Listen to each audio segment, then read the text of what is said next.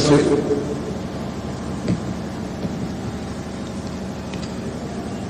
श्री बिठूर बिहारी श्री सरकार स्वामी की पावन पुण्य स्मृति महोत्सव के उपलक्ष्य में समायोजित इस सत्संग कार्यक्रम में प्राप्त समय का सदुपयोग करने के लिए हम लोग मिथिला प्रसंग का स्मरण कर रहे हैं। लखन हृदय लाल से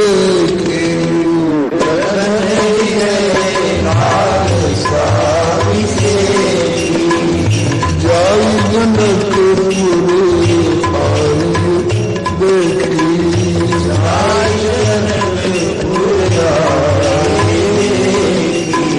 प्रभु भय गौरी मुनि सब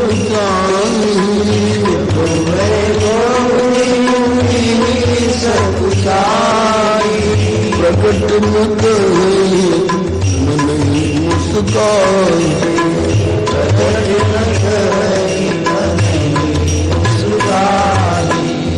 राम अनुज मन की गति जानी राम भगत बचनता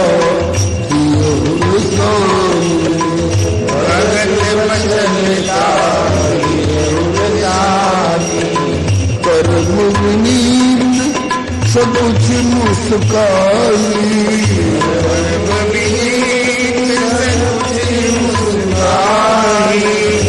बोले गुरु अनुशासन पाई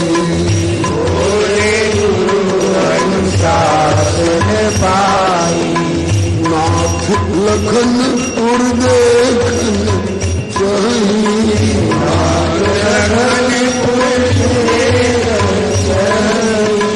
प्रभु सको सुंदर प्रगट न कही प्रभु सको जो राउर आयस में पारो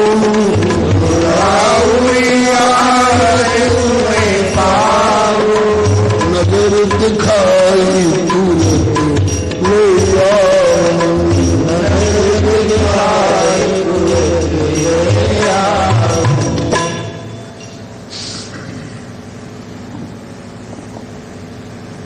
श्री महर्षि विश्वामित्र के साथ पधारे हुए अवध नरेंद्र नंदन,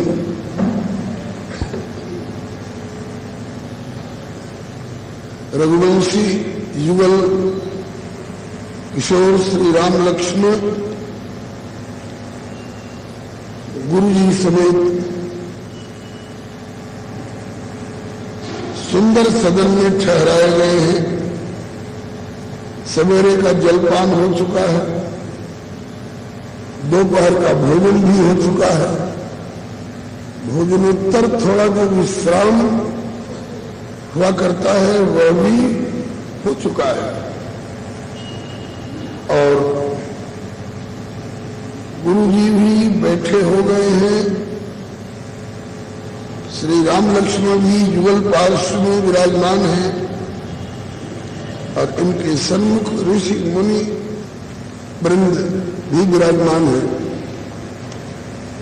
लक्ष्मण जी के हृदय में जनकपुर नगरी और यहाँ की रचना, यहाँ की विशेषता देखो, ऐसी तीव्र लालसा उठी है। क्यों उठी है? बाहर बाहर नगरी देखी गई, पूर्व रम्यता राम जब देखी हर्षे अनुज समेत विषेखी। अभी बाहर बाहर नगर देखा गया तो इतना मन रमा जितना शायद ही कहीं रमा हो। तो उत्कंठा ये हुई, वाह, बाहर बाहर नगरी इतनी सुरम्य है तो भीतर की क्या व्यवस्था होगी और कुछ विशेष ही होगी। इसलिए लखन हृदय लालसा विषेखी जाय जनकपुर आई देखी। कह नहीं रहे हैं लेकिन लालसा को छिपा भी नहीं पा रहे हैं, दबा भी नहीं पा रहे हैं। बार बार तीव्रतर और तीव्रतर होकर, तीव्रतम होकर लालसा उभरती जा रही है। देख अमराई सुंदर नगर के निकाई, ललचाई गई लक्ष्मण जी के मनवा, ललचाई गई लक्ष्मण जी के मनवा। कगरी से देख ली अभी, कगरी बने किनारे से, बाहर बाहर से कगरी से देख ली अभी जनक जी के नगरी। कगरी से देख ली अभी जनक जी के नगरी। सिल भाई गई हमरो नयन वाला, सिल भाई गई हमरो नयन वाला। ललचाई गई लक्ष्मण जी के मनवा होला, ललचाई गई लक्ष्मण जी के मनवा होला। अभी तो कगरी से, किनारे से, बाहर बाहर से देखा, मेरा भी मन ललचा गया, मेरे भी नैन लुब्ध मुग्ध हो गए। मेरा भी कहने में भाव है कि औरों का मन कच्चा होता होगा, प्रभु के प्रति अनन्यता में कुछ अंतर रहता होगा, तो कुछ इनको भी देख लिया और कुछ बाहर को भी देख लिया। लेकिन मेरा मन तो श्री राम के अतिरिक्त और कहीं अटकने वाला है नहीं। लेकिन जब मेरा भी मन इधर आकृष्ट हो गया, इसका मतलब कि यह नगरी कुछ विशेष महिमा मंडिता है। बाहरी से ऐसा,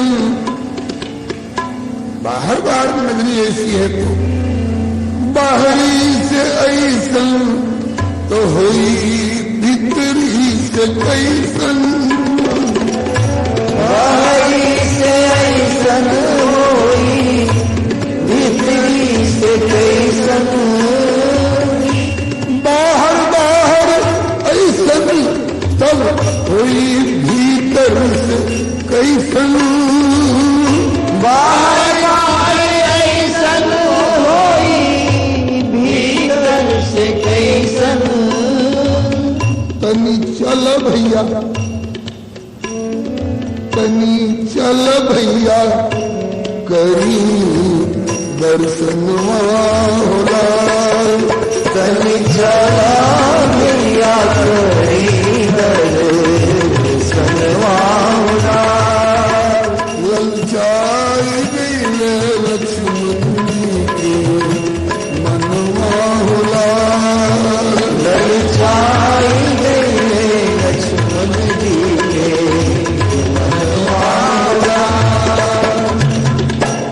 रचना विसेखी देखी बिसरल हमर सेखी, रचना विसेखी देखी बिसरल हमर सेखी, यहाँ की रचना विसेखी देखी बिसरल हमर सेखी, रचना विसेखी देखी बिसरल हमर सेखी, और बिसर गईले अवध के मनवा होला, से बिसर गईले अवध के मनवा होला, से बिसर गईले अवध के मनवा होला, से बिसर गईले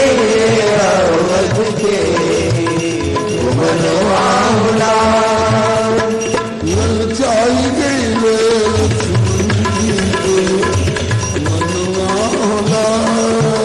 ललचाई गईले लक्ष्मण जी के मनवा होला। मुझे अपने अवध नगर के वैभव, अवध नगर की रचना पर गुमान था, लेकिन आज जब जनकपुर की इस रचना को देखा तो मेरे अवध के वैभव और सौंदर्य का गुमान दूर हो गया। लगता है कि अवध से भी विशिष्ट यहाँ का वैभव और अवध से भी विशिष्ट यहाँ की रचना ज्ञात हो रही है। कैसे अवध पक्ष के लोग बहुत बैठे हैं यहाँ, हो सकता है वो लोग प्रमाण खोज रहे हो कि ऐसी कोई बात गोस्वामी जी की कलम से भी है क्या। तो सुनिए, मिलान अपने आप कर लीजिएगा। अब अवध का वैभव कहीं न जाए कछु नगर विभूति, कहीं न जाए कछु नगर विभूति, कहीं न जाए कछु नगर विभूति, कहीं न जाए कछु नगर विभूति, जन इतनी विरंची करतूती, जन इतनी विरंची करतूती। नगर की विभूति के संबंध में उत्कृष्टतम चौपाई मेरी समझ से यही है, कहीं न जाए कछु नगर विभूति जन इतनी विरंच करतूती। ब्रह्मा जी की करतूती का हद, उसकी पराकाष्ठा इतनी है, इससे अधिक ब्रह्मा जी का उनकी रचना की कोई विशेषता नहीं हो सकती। तो वहां तो जन इतनी विरंच करतूती, विरंच की करतूती के भीतर की वस्तु दिखाई पड़ रही है। और जनकपुर में विधि विधि भय आश्चर्य विषेखी निज करनी कछु कतहु न देखी। हम विनोद की भाषा में बोल रहे हैं, वैसे श्री अवध में और श्री मिथिला में कोई अंतर नहीं है। जैसे एक तत्व द्वैविध है, भक्तन मनोभिराम प्रगटे युगल स्वरूप में प्रभु श्री सीता राम। श्री सीता और श्री राम ये जुगल दो तत्व नहीं है, एक ही तत्व दो रूपों में प्रकट हुए हैं। श्री सीता है सोई श्री राम है, श्री राम है सोई श्री सीता है। ऐसे ही इनके नाम की महिमा भी नाम और नामी में अभिन्नता होती है, ऐसे धाम और धामी में भी अभिन्नता होती है। किंतु विनोद की भाषा में कोई गुंजाइश है कुछ कहने की? गोस्वामी जी ने स्वीकार किया है, गिरा अर्थ जल बीच सम कहियत भिन्न न भिन्न। न भिन्न भी कह रहे हैं, लेकिन कहियत भिन्न कह करके हम लोगों को भिन्न भिन्न से कहने का एक मार्ग दे दिया। किस लिए?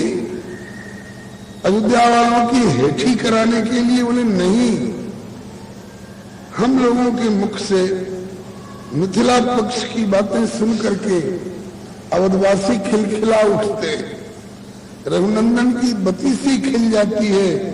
हम अपने पहुना को हंसाने खिलाने के लिए इस तरह की बातें किया करते हैं। पूर्ण रम्यता राम जब देखी हर से अनुज समेत विशेखी, विशेखी का अर्थ विशेष हर्षित हुए, ये सार्वजनिक अर्थ है। लेकिन हम लोग कहते हैं विशेखी माने विगता शेखी, इनकी शेखी भूल गई। इस ऐसा सुन करके रघुनंदन प्रसन्न हो उठते हैं। वैकुंठ में हमसे ऐसा कहने वाला कोई आज तक मिला नहीं, जैसा जनकपुर वाले कह करके और हमारे हृदय को थोड़ा गुदगुदी लगा रहे हैं। अस्त लक्ष्मण जी के मन में लालसा है, जनकपुर मुझे आकृष्ट कर रहा है। रघुनंदन जिज्ञासा करते हैं, क्या यहाँ की विशेषता तुमको लग रही है? बोले जहां पहुंचे नयनवा, जहां नयन गए पहुंचे, जहां पहुंचे नयनवा, हमें चिपक जाला मनवा। पहुंचे नयनवा, चिपक जाला मनवा। जहां नयन पहुंचते हैं वहीं मन चिपक जाता है। गोस्वामी जी की कलम से बनई नगर नत नगर निकाई, जहां जाई मन तहई लुभाई। जहां पहुंचे नयनवा, हमें चिपक जाला मनवा। इतना ही नहीं, होके मनवा और नयनवा, होके मनवा और नयनवा, बेईमनवा होला। होके मनवा और नयनवा, बेईमनवा होला। होके मनवा नयनवा, बेईमनवा होला। होके मनवा नयनवा, बेईमनवा होला। ललचाई गई लक्ष्मण जी के मनवा होला। ललचाई लक्ष्मण जी के मनवा होला। मन और नैन दोनों बेईमान होने लग जाते हैं। बेईमान होने का मतलब, बेईमान होना उसको कहते हैं कि किसी के किसी आकर्षक पदार्थ को देख करके मन में आवे कि ये मेरे कब्जे में हो जाता, मैं इसे हत्या लेता। लक्ष्मण जी के मन में ऐसी कोई बात आ रही है क्या? अगर नहीं आती तो हम क्यों कहते? लेकिन आ रही है बड़ी बारीकी वाले ढंग से। अवसर जो पैती, अगर अवसर पा जाते, अवसर जो पैती फिर तो हमें जम जयती। अवसर जो पैती फिर तो जयती। अवसर जो पैती तब तो हमें रह जयती। अवसर जो पैती फिर तो रह जयती। भैया करत कुछ ऐसने जतनुआ होला। भैया करत कुछ ऐसने जतनुआ होला। ललचाई गईले लक्ष्मण जी के मनुआ होला। ललचाई गईले लक्ष्मण जी के मनवा होला। भैया ऐसा कुछ यत्न प्रयत्न करिए जिससे कि अब मिथिले में जम जाए। अच्छा लक्ष्मण सच बताओ, जनकपुर के किन किन आकर्षण के केंद्र बिंदुओं पर तेरा मन अटक रहा है? कहा कि सुनिए, पहला आकर्षण का केंद्र बिंदु जोग और भोग के। अन्यत्र जहां योग है वहां भोग नहीं है, और जहां भोग है वहां योग नहीं है। लंका में भोग है किंतु वहां योग नहीं है। सुखदेव जी और सनकादिक जी के यहाँ योग है लेकिन वहां भोग नहीं है। लेकिन वारे जनकपुर जोग और भोग के अपूरब बालिलनवा। जोग और भोग के अपूरब बालिलनवा। योग और भोग के अपूरब बालिलनवा।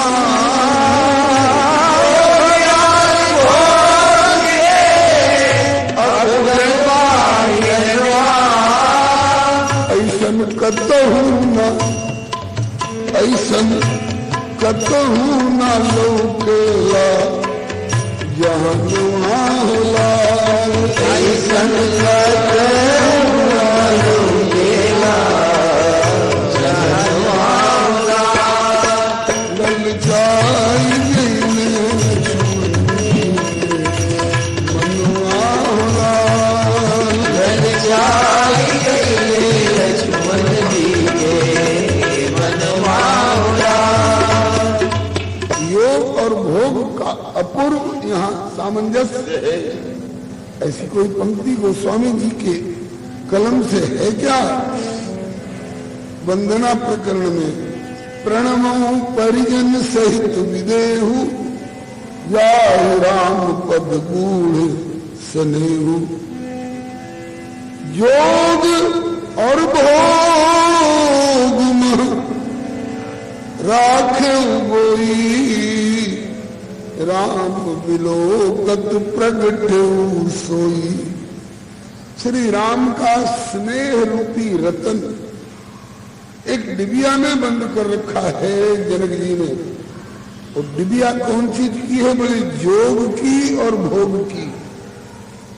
डिबिया के दो भाग होते हैं, एक नीचे वाला जिसमें रतन रखा जाता है और एक ऊपर वाला ढक्कन जिससे छिपा करके उसको सजोया जाता है।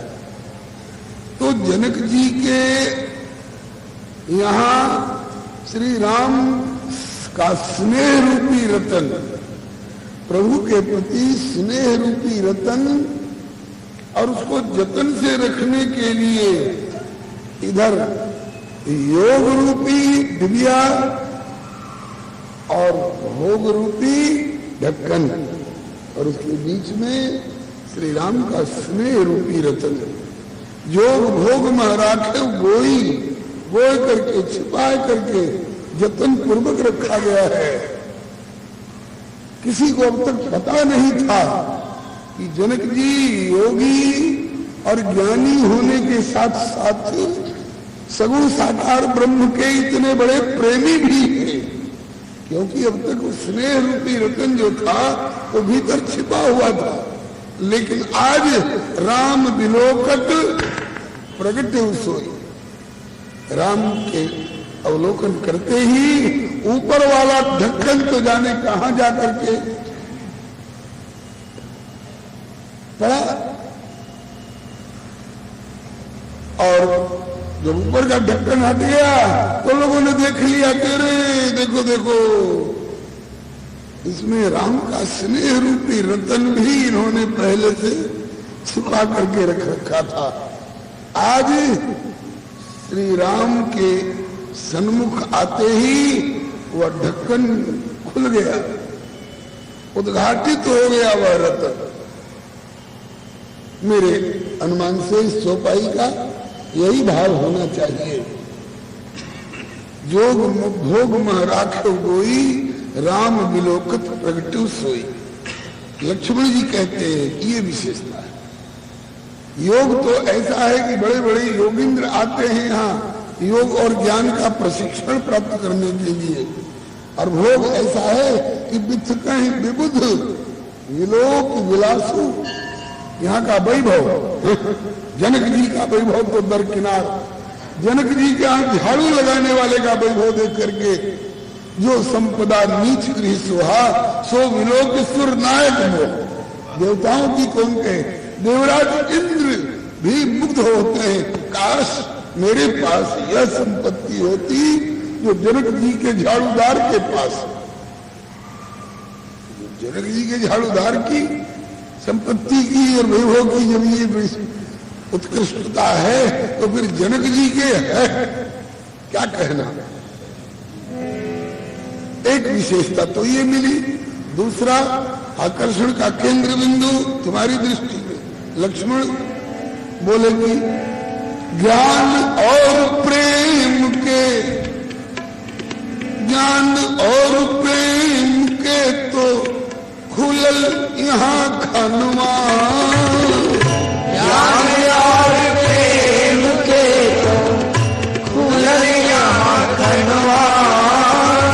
ज्ञान की खान और प्रेम की खान बिहार वाले बड़ा इतराते हैं, लेकिन अब तो उनका इतराना छूट गया, क्योंकि उनका खजाना अब झारखंड में चला गया। झारखंड वालों ने झाड़ दिया, हमारे भाग में है, तुम क्यों इतरा रहे हो, क्या है तुम्हारे यहाँ झारखंड वालों। अरे कहा कि हमारे यहाँ कोयला की खान है, हमारे यहाँ लोहा की खान है, हमारे यहाँ तांबे की खान है, और हमारे यहाँ अबरख की खान है। बहुत सारी खाने खनिज द्रव्य झारखंड में पड़ गए। अब बिहार वालों के पास क्या रह गया, जनकपुर वालों के पास क्या रह गया। तो कहते हैं कि तुम लोगों के पास में लोहा और कोयला जैसे जड़ पदार्थों की खान हो सकती है, लेकिन हमारे मिथिला में ज्ञान और प्रेम के तो खुलल यहाँ खनवा। ज्ञान और प्रेम के तो खुलल यहाँ खनवा। जेकर करत न बनेला, जेकर करत न बनेला बखनवा होला। जेकर करत न बनेला, जेकर करत न बनेला वर्णनवा होला। जेकर करत न बनेला वर्णनवा होला। ललचाई गेले लक्ष्मण मनवा होला। ललचाई गेले लक्ष्मण जी के मनवा होला।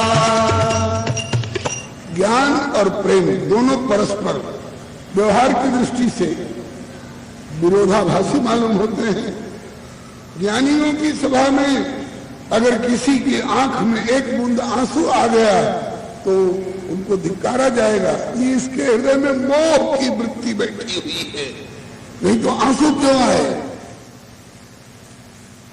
ज्ञानियों की सभा में आंसू निकलना शिकायत की बात हो जाती है, और प्रेमियों के सभा में इतनी बढ़िया बढ़िया करुण से करुण कथा निकल गई और एक बूंद आंसू नहीं आया इस अभागे की आंख में। तो गोस्वामी जी कहते हैं फूट जाए वो आंख ही फाटो फूटो नयन जरो सुतन के काम जो द्रवे श्रमे पुलके नहीं तुलसी सुमिरत राम।